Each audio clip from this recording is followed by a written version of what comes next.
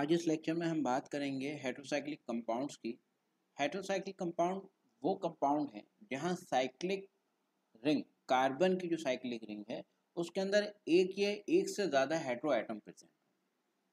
Hetero atom oxygen, nitrogen, sulphur के साथ साथ कभी कभी फास्फोरस, बोरोन, आर्सेनिक, सिलिकॉन और टिन के एटम भी दिखाई देते हैं। यहाँ हमने कुछ स्ट्रक्चर बनाए हैं जिनके ज़रिए हम समझाने की कोशिश करनी है कि हेटेरोसाइक्लिक कंपाउंड क्या होता है। पायरोलिडीन एक सैचुरेटेड कंपाउंड है नाइट्रोजन का, जहाँ पेंटासाइक्लिक रिंग दिखाई दे रही है। वहीं टेट्राहाइड्रोफ्यूरेन है, ऑक्सीजन का कंपाउंड है। एरोमेटिक कंपाउंड की अगर बात करें तो पायरोल नाइट्रोजन का कंपाउंड है, थायोफिन सल्फर का कंपाउंड है, फ्यूरेन ऑक्सीजन का कंपाउंड है। वहीं अगर हेक्सासाइक्लिक रिंग की बात करें तो पाइपराडीन, प्रिडिन बहुत इंपॉर्टेंट कंपाउंड हैं इस क्लास के।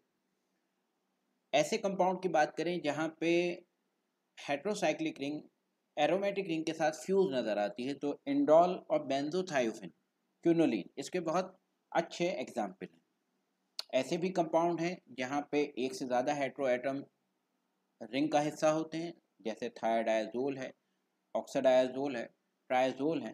तो ये एक बहुत बड़ी क्लास है और बहुत इंपॉर्टेंट क्लास है बायोलॉजिकल पॉइंट ऑफ व्यू से, सिंथेटिक पॉइंट ऑफ व्यू से और मेडिसिनल पॉइंट ऑफ व्यू से।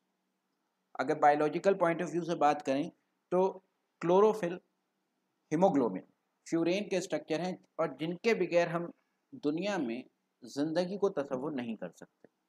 ऐसे ही विटामिन बी है, निकोटिन है, हेटेरोसाइक्लिक स्ट्रक्चर है। उसके अलावा एमॉक्सिसिलिन है, सिप्रोफ्लॉक्सासिन है, जो कि एंटी माइक्रोबियल ड्रग हैं, इस्तेमाल की जाती हैं एंटी माइक्रोबियल इन्फेक्शन के ट्रीटमेंट में, हेटेरोसाइक्लिक नेचर रखती हैं। ऐसे ही ऑक्साडायाजोल है, थायोडायाजोल है, ट्राइजोल है, ऑक्साजोल हैं। ये ऐसे हेटेरोसाइक्लिक कंपाउंड हैं जो कि मेडिसिनल केमिस्ट्री में या फार्मास्यूटिकल केमिस्ट्री में अपना रोल प्ले करते हैं और इनके derivative anti ulcer, anti cancer, anti malarial drug के ट्रीटमेंट में काम आते हैं। बात करते हैं क्लासिफिकेशन की। इनको दो क्लास में बांटा जाता है, नॉन एरोमेटिक हेटेरोसाइक्लिक कंपाउंड और aromatic heterocyclic compound. Non aromatic hydrocyclic compound आप यहाँ फिगर में देख रहे हैं, पायरोलिडीन, टेट्राहाइड्रोफ्यूरेन, पाइपराडीन, डाईऑक्सेन, इसके साथ साथ ट्राईसाइक्लिक रिंग भी हैं, टेट्रासाइक्लिक रिंग भी हैं। तो ये सब compound non aromatic heterocyclic compound की कैटेगरी में आ जाते हैं। वहीं एरोमेटिक हेटेरोसाइक्लिक कंपाउंड की बात करें तो इसको फर्दर डिवाइड किया जाता है रिंग के साइज के बेस पर और नंबर ऑफ हेटेरो एटम के बेस पर कि रिंग के अंदर कितने हेटेरो एटम मौजूद हैं। पहला जो क्लास आता है वो है 5 मेंबर रिंग, जिसके अंदर एक हेटेरो एटम है, जिसमें पायरोल, थायोफिन, फ्यूरेन जैसे कंपाउंड आ जाते हैं। वहीं 6 मेंबर एरोमेटिक कंपाउंड की बात करें जिसमें एक हेटेरो एटम हो तो प्रिडिन इसका बहुत बढ़िया एग्जाम्पल है। वहीं 5 मेंबर रिंग ऐसे कंपाउंड जिनमें दो या दो से ज़्यादा हेटेरो एटम प्रेजेंट हो, इसमें इमिडाजोल, थायाजोल, आइसोऑक्साजोल, पायराजोल, ट्रायाजोल, इस तरीके के कंपाउंड आ जाते हैं। अगली क्लास है 6 मेंबर्ड रिंग की, जहां पे दो या दो से ज़्यादा हेटेरो एटम अटैच हों, पायराजीन, पायरामिडीन, पायराडाइजीन, ट्राइजीन इसी के एग्जाम्पल हैं। ऐसे कंपाउंड जहां एरोमेटिक रिंग हेटेरोसाइक्लिक रिंग के साथ फ्यूज हो, क्विनोलिन, इमिडाजोल, बेंजोथायोफिन, जहाँ पे बेंजीन रिंग या यूं कहें एरोमेटिक रिंग हेटेरोसाइक्लिक रिंग के साथ फ्यूज नजर आ रही है, इस कैटेगरी में ये कंपाउंड आ जाते हैं। नेमिंग की बात करें तो हेटेरोसाइक्लिक कंपाउंड को ज़्यादा आसानी से हम कॉमन नेम के थ्रू जानते हैं, जबकि आईयूपैक सिस्टम इनकी नेमिंग के कुछ रूल हमें बताता है, जिसमें सबसे पहला है स्टेम को रिकॉग्नाइज करना। स्टेम ये बताती है कि साइकिल के अंदर कितने कार्बन लगे हुए, ये कितने मेंबर्ड रिंग ये है, ये 3 मेंबर्ड रिंग सिस्टम है या 4 मेंबर्ड रिंग सिस्टम है या 5 मेंबर्ड रिंग सिस्टम है। तो ये हम इस स्टेम से पता लगाते हैं। जैसे इर अगर इस्तेमाल हुआ है नेमिंग में तो ट्राईसाइक्लिक रिंग होगा। 8 इस्तेमाल हुआ है तो टेट्रासाइक्लिक रिंग होगी। ऑल इस्तेमाल हुआ है तो पेंटासाइक्लिक रिंग होगी। इन इस्तेमाल हो रहा है तो हेक्सासाइक्लिक रिंग होगी। अगर एप इस्तेमाल हुआ है तो 7 मेंबर्ड रिंग होगी। वहीं सिफिक्स का एडिशन स्टेम के साथ किया जाता है और एक नया सिफिक्स बनाया जाता है जो कि प्रीफिक्स के साथ अटैच होकर हेटेरोसाइक्लिक कंपाउंड का नाम बनाता है। जैसे यहाँ हमने सबसे पहले जो सिफिक्स बनाए हैं वो ऐसे कंपाउंड हैं जिनमें सैचुरेशन है और नाइट्रोजन प्रेजेंट नहीं है, यानी कि हम नाम से ही पता लगा सकते हैं, सिफिक्स से ही पता लगा सकते हैं कि रिंग में नाइट्रोजन है या नहीं है, सैचुरेटेड है या नहीं है, ये एरोमेटिक है या नहीं है। तो ये नाम से ही पता लग जाएगा सिफिक्स को पढ़ने के बाद। तो सिफिक्स कैसे बनाए जाते हैं? स्टेम के साथ अगर हम एन जोड़ दें तो सिफिक्स ऐसे कंपाउंड्स के लिए तैयार हो जाता है जो कि सैचुरेटेड हैं और जहां नाइट्रोजन प्रेजेंट नहीं है। जैसे यहाँ ट्राईसाइक्लिक रिंग की बात करें तो इर के साथ एन जोड़ा तो ईरेन बन गया। ये सिफिक्स यूज होता है ट्राईसाइक्लिक मेंबर्ड रिंग के लिए जहां पे नाइट्रोजन प्रेजेंट नहीं होती और सैचुरेटेड कंपाउंड होता है। ऐसे ही टेट्रासाइक्लिक रिंग के लिए ईटेन कहेंगे, पेंटासाइक्लिक रिंग के लिए ऑलेन इस्तेमाल करेंगे, हेक्सासाइक्लिक के लिए एन इस्तेमाल करेंगे और हेप्टासाइक्लिक रिंग के लिए ईपेन इस्तेमाल किया जाएगा जो कि सिफिक्स के तौर में यूज करेंगे। और इन सिफिक्स से हम ये बता सकते हैं कि ये सैचुरेटेड रिंग है और इसमें नाइट्रोजन प्रेजेंट नहीं है। अब हम उन कंपाउंड की बात करते हैं जो अनसैचुरेटेड हैं, एरोमेटिक हैं और नाइट्रोजन इनमें प्रेजेंट नहीं है।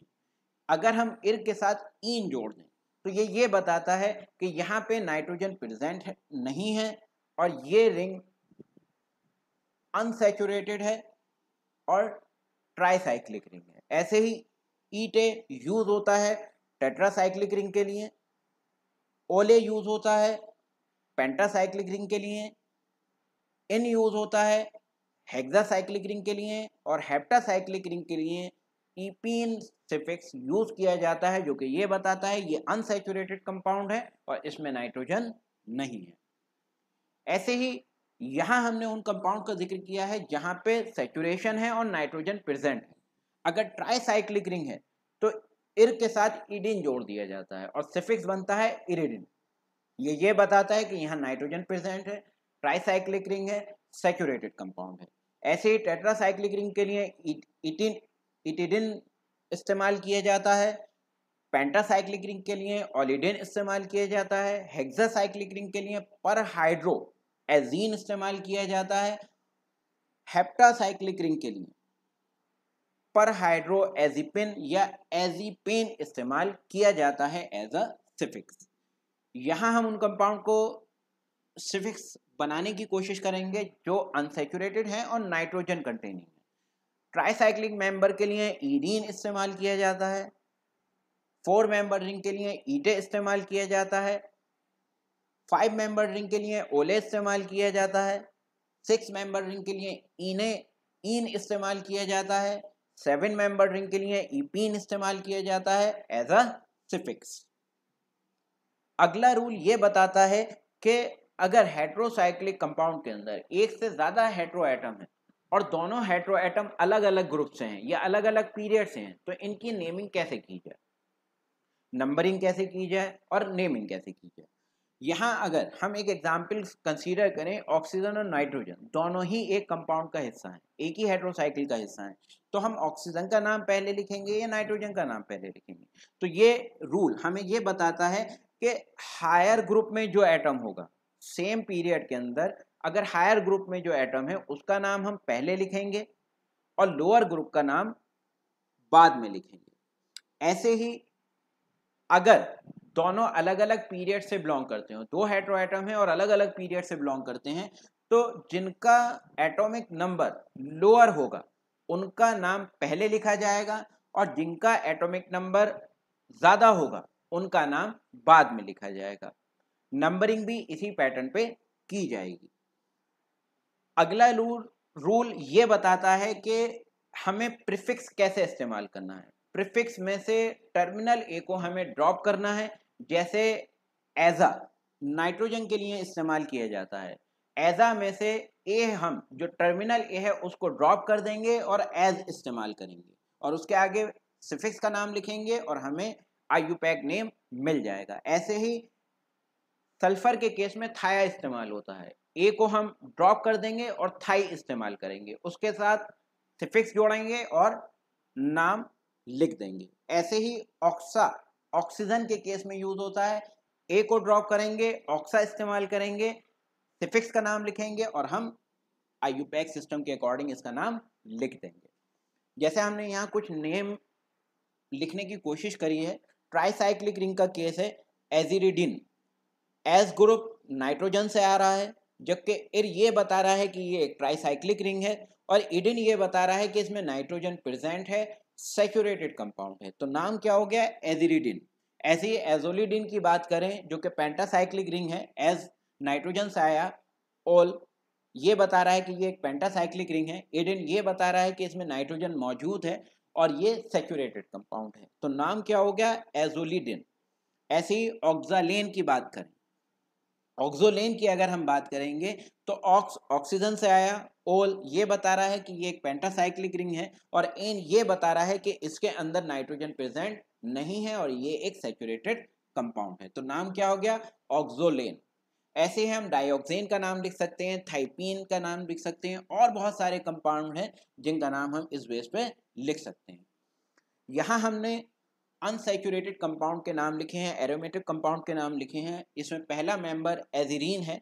एजिरीन की अगर बात करें तो एज नाइट्रोजन से आया, इर ये बता रहा है कि ये एक ट्राईसाइक्लिक रिंग है और इन ये बता रहा है ये एक अनसैचुरेटेड कंपाउंड है जिसके पास नाइट्रोजन मौजूद है।